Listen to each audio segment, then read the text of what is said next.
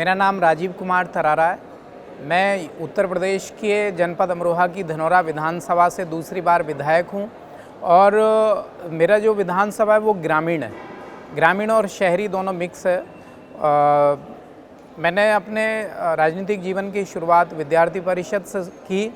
2015 में मैं जिला पंचायत का सदस्य बना था। 2017 में भारतीय जनता पार्टी ने मुझको टिकट दिया और मैं 39,000 वोट के अंतर से जीत करके आया। मेरे जनपद में सबसे बड़ी जीत थी वो आज़ादी से लेकर 2017 तक की। 2022 में फिर पार्टी ने मुझे प्रत्याशी बनाया। इस बार 2022 में किसान आंदोलन चल रहा था, तो आंदोलन करने वाले लोग बहुत बड़ी संख्या में मेरे क्षेत्र में थे।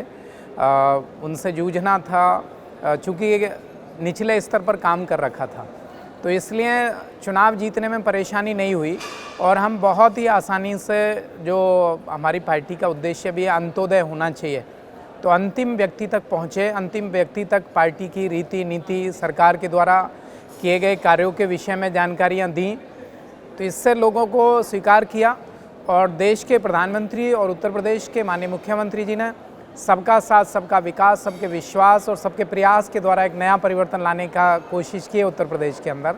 तो निचले स्तर तक सारी योजनाएं पहुंची हैं, जिसको उत्तर प्रदेश की और भारतवर्ष की जनता ने स्वीकार किया है। मैं भी उसका एक हिस्सा हूं और उसी रास्ते को आगे बढ़ाते हुए अंतिम पायदान तक लाभ पहुँचे, इसके लिए हम लगातार प्रयास कर रहे हैं।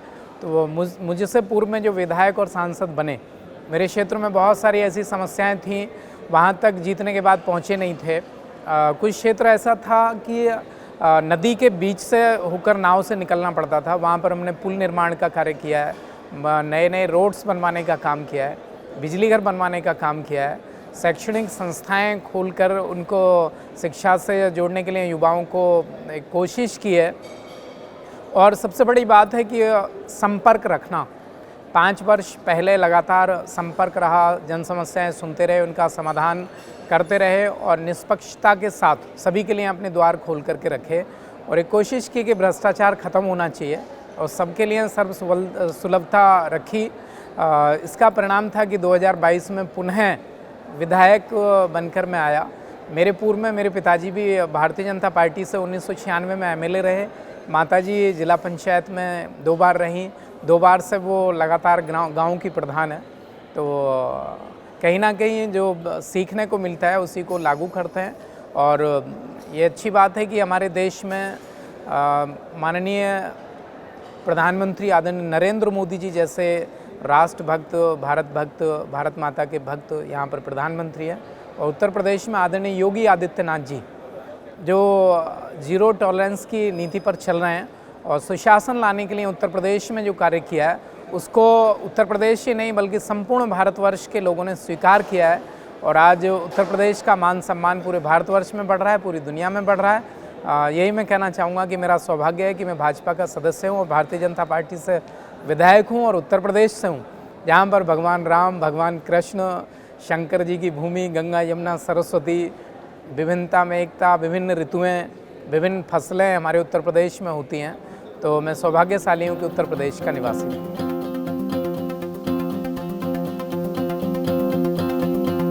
देखिए, इसके लिए मैं राहुल करात जी को बहुत बहुत बधाई और शुभकामनाएं देता हूँ, जिन्होंने एक नई शुरुआत की और ये कार्यक्रम आयोजित किया। संपूर्ण भारतवर्ष से सभी विधायक और विधान परिषद के सदस्यगण उपस्थित हुए हैं।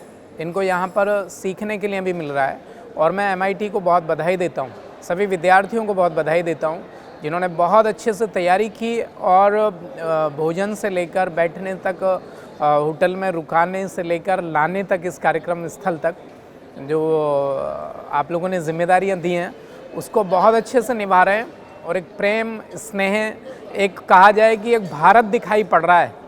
एनएलसी के अंदर एक भारत दिखाई पड़ रहा है जो हम सभी को निकट लाने का कार्य कर रहा है और इसके माध्यम से संपूर्ण भारतवर्ष के जनप्रतिनिधि एकत्रित होकर एक मित्रवत व्यवहार, सभी समरसता के साथ एक स्थान पर रह रहे हैं और यहाँ से जो हम सीख कर जाएंगे अपने क्षेत्रों में निश्चित तौर पर जनता के लिए, पब्लिक के लिए जो लाभप्रद होगा उन प्रयोगों को अपने क्षेत्र में करने वाले हैं। तो बहुत सारी सीख यहाँ से मिल रही है कल आखिरी दिन है इस शिविर का, सम्मेलन का, राष्ट्रीय विधायक भारत 2023 का।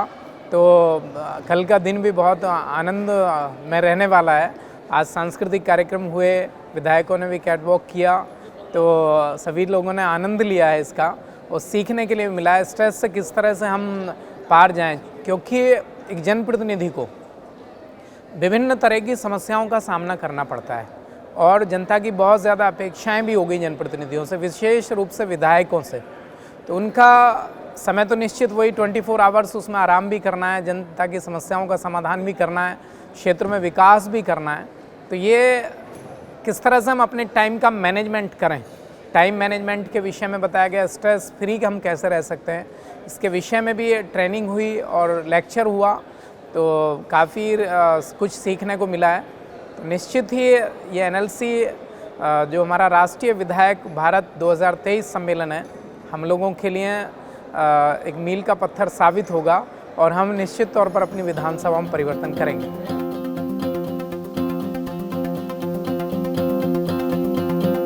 देखिए, 2017 में जब मैं पहली बार विधायक बना, मेरी एज बहुत कम थी, तो सभी लोग बोल रहे थे कि भाई ये दुबला पतला सा इसको विधायक मतलब टिकट दे दिया है, ये चुनाव जीतेगा या नहीं जीतेगा। तो मैंने इतनी मेहनत की, एक दिन में 24-25 प्रोग्राम करते थे, इतने गाँवों में जाते थे।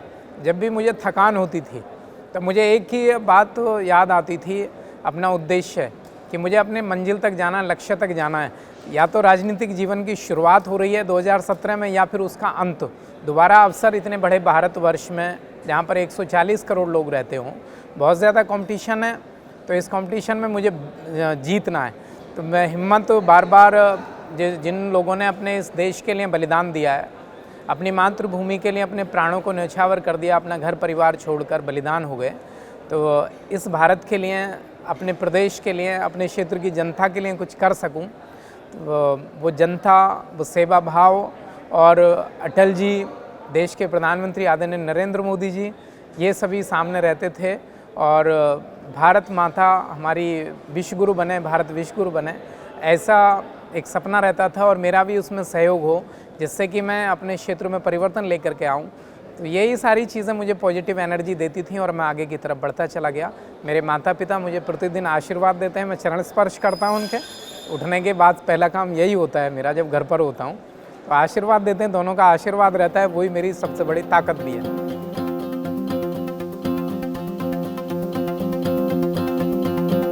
कई बार परिवार वालों को शिकायतें तो रहती हैं, घर नहीं पहुंचते हैं, 1 सप्ताह हो जाता है, कई बार 15 दिन भी हो जाते हैं। कई बार फ़ोन भी हम रिसीव नहीं कर पाते जब बिजी रहते हैं, कहीं पर कोई दुर्घटना हो जाती है, किसी कार्यक्रम में बिजी रहते हैं, पार्टी के प्रोग्राम्स आते हैं, पब्लिक मीटिंग्स होती हैं, समस्याओं के लिए बाहर जाना पड़ता है, लखनऊ जाना पड़ता है, उत्तर प्रदेश की राजधानी में। तो इसका शिकायत तो रहती है, लेकिन उन लोगों से क्षमा मांग लेते हैं कि भाई हाँ, समय नहीं दे पा रहे हैं। पब्लिक पहले है, तो अपने क्षेत्र की जनता के लिए, मेरे क्षेत्र की जनता का भी बहुत स्नेह रहता है, बड़ा आशीर्वाद मेरे साथ रहता है और जब जब मुझे आवश्यकता पड़ती है मेरे साथ खड़े हो जाते हैं। जब मेरी उनको आवश्यकता होती है तो मैं उनके साथ होता हूँ, एक दूसरे के पूरक रहते हुए, एक विधायक नहीं जनसेवक के भांति मेरा प्रयास रहता है कि उन समस्याओं का निस्तारण करें, समाधान करें जो उनकी समस्याएं हैं, और दोनों में ही बैलेंस बनाने की कोशिश करते हैं। जो फ़ोन कॉल्स छूट जाती हैं मैं कॉल बैक कर लेता हूँ, उससे इतना ज़रूर है कि हाँ, हमारे विधायक जी फ़ोन वापस कर लेते हैं, तो एक अच्छा मैसेज जाता है। बस यही है कि जहाँ लगता है कि गलती हुई तो वो गलती को स्वीकार कर लेते हैं, क्षमा कर देते हैं, मतलब दोनों लोग, परिवार वाले भी और पब्लिक वाले भी।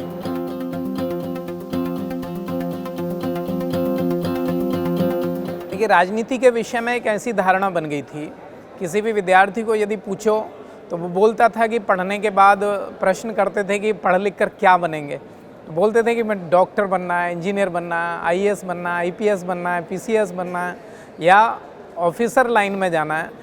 कोई भी राजनीति में जाने के लिए बोलता नहीं था कि मुझे नेता बनना है।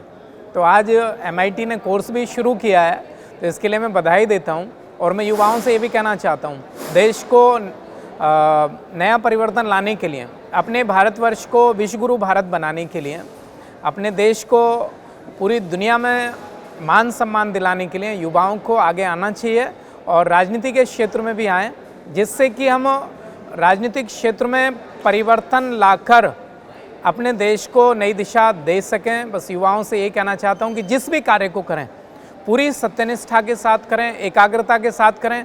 काम छोटा हो या बड़ा हो, काम काम होता है। बस जहाँ हम जिस काम को कर रहे हैं यदि हम वहाँ पर उपस्थित नहीं है तो हमारी कमी खलनी चाहिए।